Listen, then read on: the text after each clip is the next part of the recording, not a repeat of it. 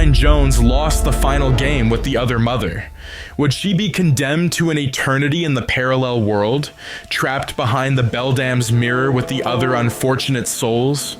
Or would Coraline's ingenuity and determination prove to be enough to escape from the other mother's sinister plans?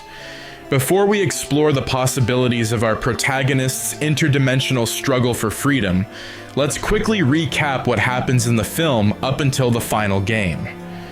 The recap. The story opens with a pair of sharp, needle-like hands reassembling a doll into the likeness of the film's protagonist. Once the doll is complete, the hands release the miniature Coraline out of an open window, and it floats off into a dark void. Next, we see 11-year-old Coraline move into a new home with her workaholic parents Mel and Charlie. The house is a dilapidated Victorian house that goes by the name the Pink Palace. The house is divided into 3 flats, one for the Jones family, one below them for a retired pair of burlesque dancers who are still clinging on to the glory of their youth, and an upstairs loft that is inhabited by an eccentric Russian acrobat who goes by the name Babinski. Using a dowsing rod as her guide, Coraline is led to the top of a hill and is frightened by a feral black cat along the way before she meets YB Lovett, the grandson of the Pink Palace's owner. YB warns Coraline to be careful of falling into the old well that she is standing over. YB also expresses his surprise at the fact that his grandmother would let a family with a child move into the house, though he's not supposed to explain why. Coraline finds YB incredibly annoying and thinks he talks too much. Despite Coraline's efforts to go outside and do some gardening, her parents shut her down repeatedly. Both parents are writers working on a gardening catalog, and yet they have no interest in actually gardening. They make excuses about the rain and mud and pay very little attention to Coraline at all. Coraline's mother gives her a doll that looks just like her, telling her that it was left on their porch. Attached to the doll is a note from YB, explaining that he found it in his grandmother's trunk and thought she would like it since it looks like her. Coraline's father becomes increasingly frustrated with her as she is distracting him from his work, and he tells Coraline to count all the windows and doors in the house as well as everything blue. Neglected, and with nothing else to entertain herself with, Coraline begins listing all the windows and doors, carrying her creepy little doll with her as she counts. She leaves the doll on a table in the drawing room only to find that it has been mysteriously moved behind a mattress leaning against the wall. Coraline moves the mattress and finds a small door concealed behind some wallpaper. Coraline is intrigued and begs her mother to open the door. Mel will do anything to get her daughter to stop bothering her, and so she finds a black skeleton key with a button for a handle and uses it to open the door. Behind the door they find nothing but brick. Coraline hates that her parents are so obsessed with their work, and she thinks that her father's cooking is terrible, and complains that her mother never cooks. Coraline's parents send her to bed early due to her persistent complaining. That night she is woken by a noise and follows a mouse to the little door in the wall and opens it to find a glowing portal. Coraline's intrigue gets the better of her, and she crawls through it. On the other end of the tunnel, Coraline finds an idealized version of her life. She is immediately drawn to the kitchen by the smell of delicious food, where she finds her mother cooking, only it's not her real mother, but rather a joyful doll-like version of her mother with buttons for eyes. The button-eyed mother tells Coraline that she's her other mother, and that everyone has one. Coraline meets her other father while he is gleefully singing and playing the piano. They all sit down for dinner and the food is delicious. The other mother uses mud to treat the poison oak rash on Coraline's hand. The other parents love mud, rain, and gardening. They are the perfect version of Coraline's real parents. After dinner, the other mother suggests that they play a game, but Coraline says that she needs to return home. Coraline's other parents take her up to her room, and she is delighted by the amount of toys and colors. It is her dream room. Coraline goes to sleep with a big smile on her face, and then wakes up back in her normal room the next morning. Coraline rushes to the little door to find it bricked up again. Could this all have been a dream? Coraline's mother dismisses her daughter's tales of the previous night's adventures as nothing more than a vivid dream, and suggests that Coraline tells her story to Miss Spink and Miss Forcible downstairs in an effort to get rid of her. On her way downstairs, Coraline trips over a foul-smelling parcel addressed to Mr. Babinski. She takes the parcel upstairs to him, and he tells her it contains strong-smelling cheese, which he hopes will motivate his musical mice to perform more effectively. Before she leaves, Babinski tells Coraline that the mice warn her not to go through the little door. Coraline visits Miss Spink and Miss Forcible, and has a cup of tea with the old actresses. Miss Spink reads Coraline's tea leaves and predicts that she is in great danger, seeing a claw-like hand in the bottom of the cup, while Miss Forcible sees a giraffe. The woman seems to disagree on most things, if not everything. Later on, Coraline bumps into Wybie again, and he admits that he's never been inside the Pink Palace because his grandma says that it's dangerous. Wybie tells Caroline that his grandma grew up in the house, and that she had a twin sister who vanished. Coraline says that it's possible that she ran away, and begins interrogating Wybie on the doll's resemblance to her. That night, Coraline returns to the other world, where she finds her other mother cooking a delicious meal as she was the last time. Coraline's other father shows her his amazing garden and takes her for a ride on his flying praying mantis tractor. The other father has fashioned the garden in Coraline's likeness. She is struck with awe by the sight. After another excessive meal, the other mother presents Coraline with the other Wybie, who has had his mouth sewn shut to make Coraline happy. Coraline and Wybie are treated to a circus show by other Babinski's musical mice before Coraline goes to bed. Once again, Coraline wakes up in her own boring room the next day. Coraline's mother has locked the little door because she found rat droppings by the door. When Coraline's mother says she needs to leave to go to the shops to buy groceries, Coraline retrieves the skeleton key and opens the door. This time, she finds the portal to be open, and she is definitely not dreaming. The feral cat watches from the windowsill as Coraline crawls into the other world. The cat seems disappointed, worried even. It's as if this cat knows something. Coraline finds the other house empty, but the table is stocked with delicious food, and there is a gift for Coraline on the table with a note. Coraline opens the gift and finds a new outfit to wear, and the note tells her that other Spink and other Forcible have something to show her. Coraline comes across the black cat outside, and she is surprised that it does not have button eyes. Coraline is startled even further when the cat begins to speak. It tells her that it has the ability to move between the two worlds, and does so to irritate the other mother who hates cats. He says it's a sort of game that they play. The cat warns Coraline of the other mother's sinister intentions, but Coraline is not convinced by the cat's claims. Coraline joins other Wybie in other Spink and Forcible's apartment, which has been transformed into an extravagant auditorium.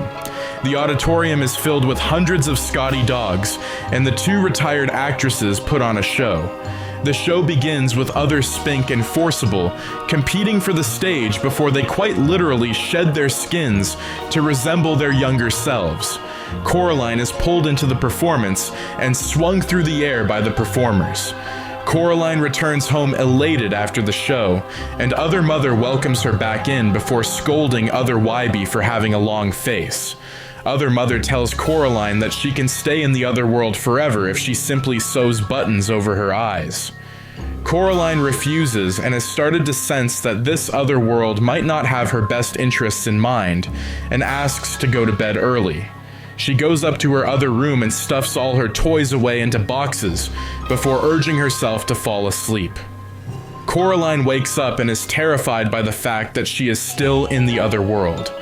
Coraline goes downstairs where the other father is playing piano. He has lost all his liveliness and is playing a somber tune.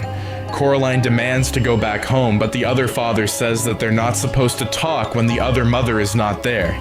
The other father appears to want to share information, but is violently prevented from doing so by some puppet hands. Whilst walking outside in the other world, Coraline is joined by the cat once again. With each step Coraline takes away from the other house, she notices that the world disintegrates around her into nothingness. The cat tells Coraline that this is because the other mother only created what she thought would make Coraline happy. The cat tells Coraline that the other mother wants her for something to love or to eat. In no time, Coraline has arrived back in the house, and the cat says that she has walked around the world. Back inside the house, Coraline finds that the furniture has transformed into insects, and a beetle-like closet blocks the entrance to the little door. The other mother becomes infuriated by Coraline's demands to return home and transforms into a horrific, disfigured shape. The other mother traps Coraline inside a mirror and says she can come out when she's learnt to be a loving daughter. Inside her new prison, Coraline meets the past victims of the other mother in the form of 3 ghost children. These lost souls have forgotten their names, but they do remember how the Beldam used dolls to spy on them and lured them in the other world. The Beldam saw that the children were unhappy in their own lives, and she tricked them into sewing buttons onto their eyes and trapped them in her world forever. The ghost children say that if Coraline is able to escape, she must find their stolen eyes and take them with her so that their souls might be set free. Suddenly, Coraline is pulled out of the mirror by Other Wybie, who has had his mouth sewn into a permanent smile. Coraline helps the Other Wybie and unstitches his mouth. Other Wybie helps Coraline escape, and when she tries to bring him with her, Other Wybie reveals that he is nothing more than sand. Coraline returns to her world and calls out for her parents, but the house is empty. The groceries left on the table have gone moldy, and her father won't answer his phone. Wybie appears requesting that Coraline return the doll, because his grandma is angry with him for giving it to Coraline. Coraline searches for the doll but cannot find it. She realizes that the doll used to belong to Grandma Lovett's twin sister and the other ghost children, and she explains the whole story to Wybie, causing him to run from the house shouting that Coraline is crazy. Coraline visits Spink and Forcible to try and find out about her missing parents, and they provide her with a triangular seeing stone, which is meant to be good for seeing bad things, or lost things. Of course, they cannot agree on which it is. Coraline goes to sleep in tears with pillow versions of her parents. She wakes up in the middle of the night with the black cat on her chest. The cat can't speak in the real world, but it shows her a two-faced doll in the likeness of her parents, and leads her to a mirror where Coraline sees her parents shivering and trapped. Coraline knows that only she can set them free, and so she returns to the other world. As Coraline and the cat crawl through the tunnel together, the cat's voice returns, and it tells her to challenge the other mother to a game, because she won't be able to refuse. It's her only hope.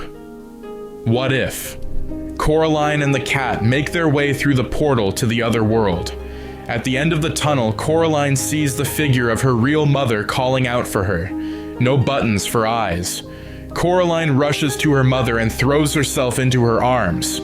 She should have known better, should have known that it was a trick employed by the other mother. The other mother's hand starts to deform whilst on Coraline's shoulder. The Beldam steals the key from Coraline and locks the little door before swallowing the key. Coraline jumps back in fear and witnesses as the other mother takes on a grotesque spider-like form. Beldam. Welcome home, Coraline. Have you returned to take your rightful place by my side forever? We can live happily in our world, just the two of us. Coraline. I'm here to take my parents back to my real home with me. Beldam. Haven't you realized? You'll never leave this place. It's time to accept this as your new home, Coraline. Coraline. We'll see about that. Should we play a game? Beldam. What kind of a game? I do like games. Coraline. If I can find my parents, then you'll let us go? Beldam. Too easy, Coraline. Coraline. Fine, I'll find my parents and the eyes of the ghost children, but first you must give me a clue. The other mother agrees to these terms and provides Coraline with a clue. In each of 3 wonders I've made just for you, a ghost's eye is lost in plain sight. The other mother vanishes and Coraline notices the silhouette of a button eclipsing the moon. It's the timer that the other mother has set for the game. Coraline ponders on the Beldam's clue for a second, and then runs out the house and down the stairs to the other Spink Enforcible's apartment. The grand auditorium that once amazed Coraline is no longer. The inside of the apartment appears to be more along the lines of a vampire's lair. Ferocious bat-like Scotty dogs hang from the roof and snarl at Coraline as she enters the apartment. Using the seeing stone, Coraline identifies the first of the missing eyes concealed behind a toffee wrapper. Coraline tears open the wrapper and finds the eye clasped between a pair of candied hands. Coraline attempts to remove the eye from the hands, but suddenly they come to life, grabbing Coraline's hand tightly in their grasp. The hands belong to an evil version of other Spink Enforcible, who try to pull Coraline towards them. Coraline uses her torch to disturb the dog bats above. She angers the dog bats and they come flying towards her, chomping their sharp teeth viciously. Coraline ducks underneath the dog bats just in time to send them flying into the candied Spink Enforcible. Coraline rips the eye free before fleeing the apartment and runs up the stairs to Other Babinski's attic. Inside the attic, she finds what's left of Other Babinski. He is nothing but a showman's coat and hat. The hat and coat appear to float in the air as if Babinski himself were a ghost. Using the stone once again, Coraline notices the eye concealed within the Other Babinski's hat. When Coraline attempts to retrieve the eye, she is attacked by an army of sandbag rats that were hiding in Other Babinski's coat. Coraline fights off the rats as they try to slow her down from retrieving the eye. One of the rats makes a run for it with the eye in its mouth. Coraline chases after the rat, but she is hindered by the candy floss cannons. Seeing the rat exit the attic, Coraline throws the seeing stone at it in a last-ditch attempt to stop the rat, but she misses, and the seeing stone goes flying off the balcony. Coraline, defeated, walks out onto the balcony as it starts to turn gray and stone-like. Coraline makes her way to the ground. She believes that she has failed, but then she sees the cat with a rat in its mouth and the eye on the ground below it. "I don't like rats at the best of times," says the cat. Coraline thanks the cat and picks up the eye and the seeing stone. She's only got one more eye to find, and she knows exactly where it'll be: the garden. Coraline looks up to the moon to see that it is already halfway eclipsed. She needs to hurry. She still has to find her parents before it's too late. Coraline marches into the garden and shouts, "I'm not scared of you, witch!" The plants in the garden come alive and begin snapping at her ankles and biting her. Coraline tries to kick them off of her, but there are too many of them for her to deal with. The plants begin to tangle Coraline and constrict her, like a python suffocating its prey. Coraline reaches for a pair of garden shears and cuts herself free from the grasp of the hungry plants before they can pull her into their cave. Coraline runs from the plants and hears the noise of the praying mantis's propellers approaching. The other father is chasing after Coraline on his flying tractor. The pincers of the praying mantis snap at Coraline, but she ducks under them. The other father flies over Coraline and stops in front of her on the bridge, blocking her path. Coraline quickly looks through the seeing stone and sees the final eye on the gear stick of the tractor. Coraline takes a deep breath and starts running directly towards the praying mantis. She jumps over its snapping pincers and kicks the other father in the head. The other father falls out of the tractor into the water below the bridge. Coraline tugs at the eye on the gear stick but cannot pull it loose. The button timer has almost fully silhouetted the moon. Coraline pulls and pulls, and the eye is almost off the gear stick when she is attacked by some more of the garden plants, knocking her off the tractor. The other father pulls himself out of the water and walks up the bridge. He grabs Coraline by the ankle and starts dragging her towards the house. Coraline kicks and screams, but the other father is too strong. The other mother stands on the porch laughing like a witch. She is now in her full spider form. Coraline looks back to the tractor where she sees other Wybie tugging at the last eye. Wybie pulls the eye loose in the entire garden, and the other father turned to stone. Other Wybie throws the final eye to Coraline and she puts it into her pouch. The other mother is furious and she orders her sandbag rats to devour other Wybie. Coraline watches as the rats rips other Wybie to pieces. Coraline only has minutes remaining to find her parents now that she has all the eyes. She pushes past the other mother and walks into the house. The paint on the walls of the house is peeling off and the house itself is darker and full of cobwebs and insects. Beldam, tick tick Coraline, time's almost up. You still haven't found your parents. Coraline looks in her pouch for the seeing stone. Beldam, looking for this? The Beldam spins the seeing stone around one of her spindly fingers and throws it into the fire. Coraline watches as the seeing stone disintegrates in the fire. Coraline, that's okay. I don't need it anyway. I already know where they are. Beldam, well then, produce them. Coraline, they're behind the little door. The Beldam coughs up the skeleton key and opens the door, taunting Coraline in the process. Beldam, you are going to be here with me for eternity, Coraline. Coraline notices her parents trapped in a snow globe on the mantelpiece and quickly grabs the globe and puts it into her pouch. The Beldam opens the door to reveal that nothing is behind it but web and dust. As soon as the Beldam turns around, Coraline throws the cat at the Beldam, but she dodges the cat and slams the little door shut. Beldam, you've lost! The Beldam starts winding Coraline and the cat up in her web so that they can't break free. Beldam, finally you're all mine, and this time there'll be no escaping. You'll make a lovely snack and restore me to my full power. Coraline struggles and struggles, but she can't break free from the Beldam's web. The Beldam climbs away to another section of her web. Beldam, once I return and sew your eyes shut, I'll eat you alive. Cat, look what situation you've gotten us into now. Why'd I even get involved? Coraline, I'm sorry, Cat, but hold your tongue for a second, will ya? The Beldam returns with her sewing box and opens it to retrieve the needle, thread, and buttons so that she can sew over Coraline's eyes. From within the webbed cocoon, Coraline starts cutting through the webbing with her garden shears. The shears break through the webbing and she reaches out of the cocoon with the shears and starts cutting the cat free while the Beldam prepares the needle and thread. The Beldam is distracted by threading her needle.